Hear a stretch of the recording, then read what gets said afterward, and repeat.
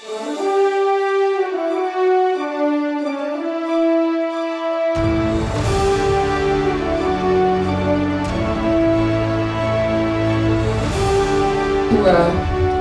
ambassador to the US, Laurent Villy, and we will start the award ceremony.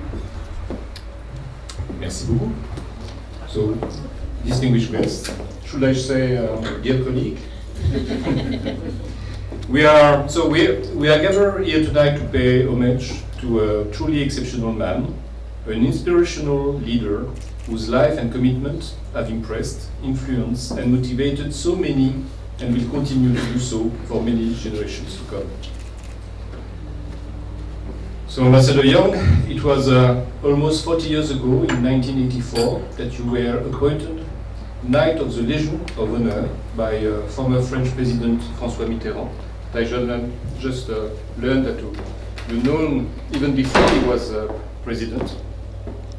And President Mitterrand came to Atlanta on an official visit, not just because he wanted to see Dr.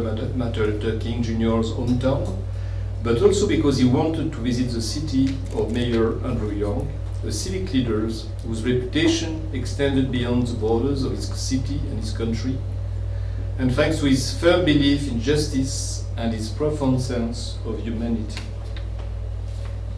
Indeed, your life story is truly a lesson in courage, dedication, and commitment to the universal values of justice and equality. As a hero of the civil rights movement and a close friend of Dr. King, you played a strategic role in the struggle for civil rights. Your efforts to better humanity, however, came at personal cost. At the height of the civil rights movement, you were the victim of death threats, beatings, and imprisonments. Yet, you persevered, working toward non-violent change. Your commitment to the cause paid off, leading to landmark legislative changes that ended racial segregation and paved the way for a fairer America. Your life journey has been one of the writer's struggle and leadership.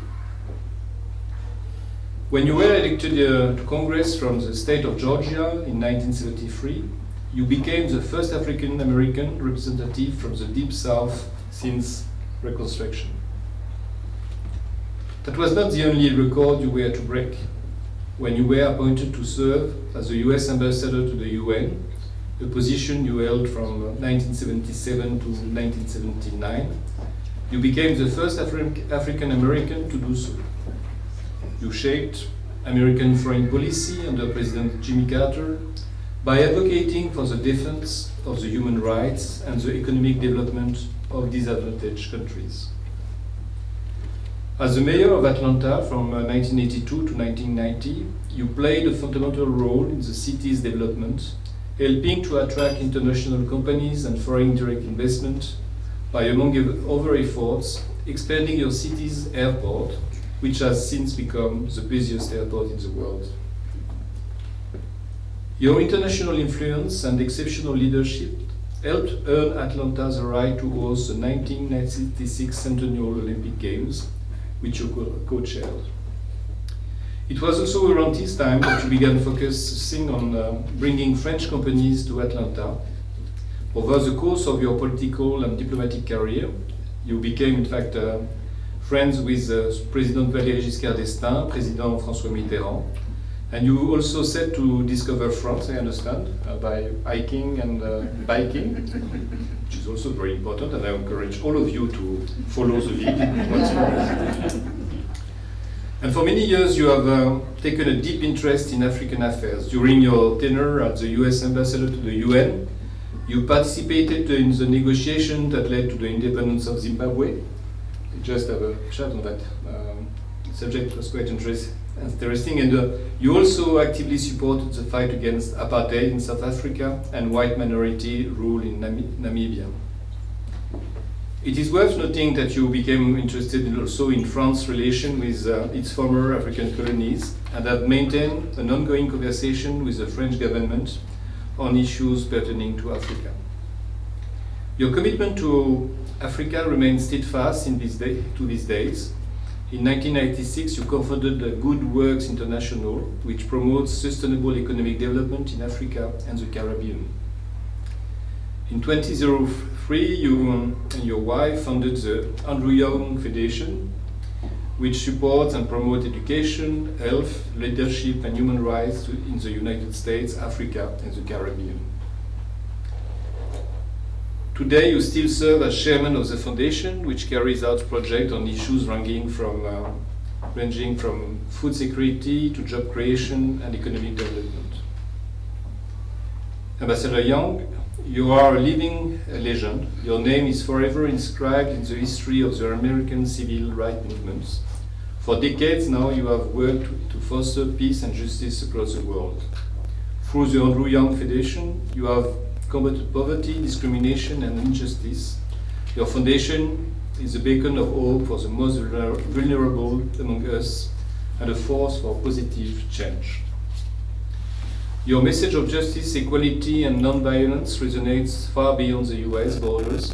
It lives on its heart of those who are fighting for a better future throughout the world. As you know, France's motto, Liberté, Égalité, Fraternité, liberty, equality, and fraternity. And it's safe that you have embodied these words with your life's work. So, Monsieur Andrew Jackson Young Jr., tonight, France recognizes once again your merit. Je vous remets les insignes de officier de la Légion d'honneur.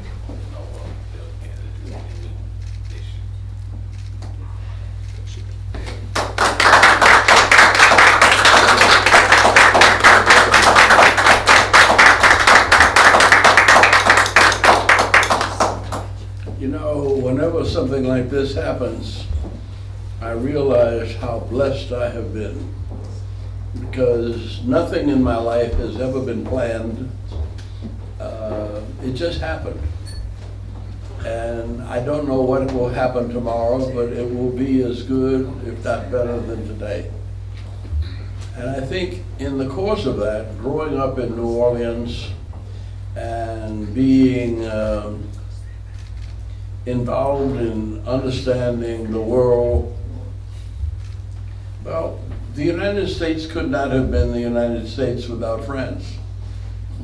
And they got a little more money from the Netherlands, but there's been this partnership in democracies that has helped to change the world and make it the global economy that we have today.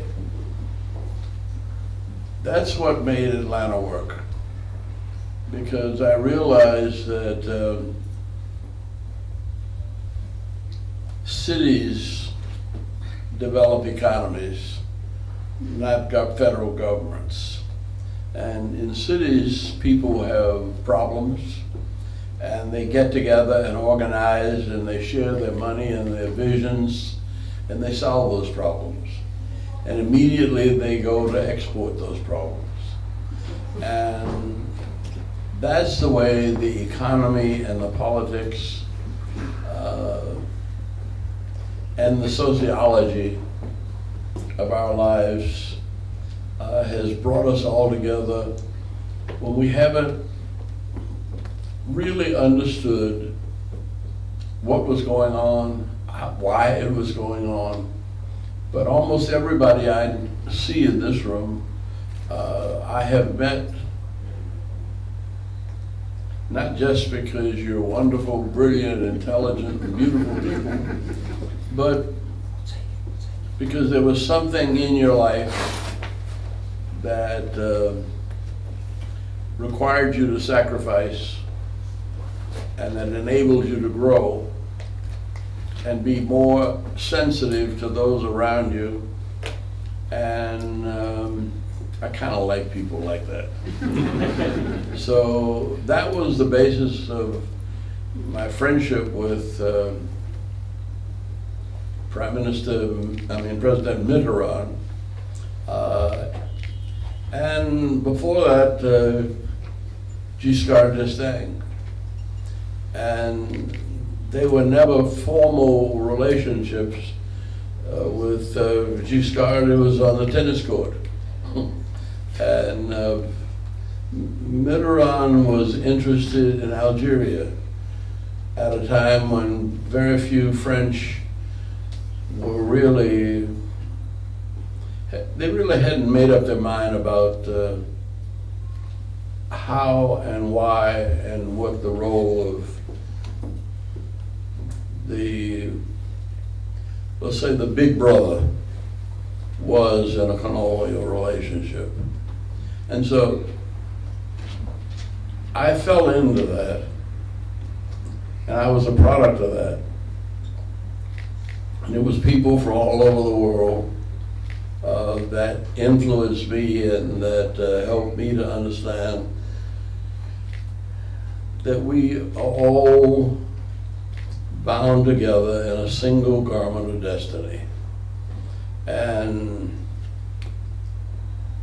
if you have any doubts about that, just turn on your news any time of the day or night, and you realize that, as we say, there but for the grace of God go I. We could look like this. We could have chosen violent approaches to our differences. But we've always had, in addition to our democracy and our faith in a creator of this universe, we've always had a sense that that we can be better than we are, and that we can help others to be better than they are.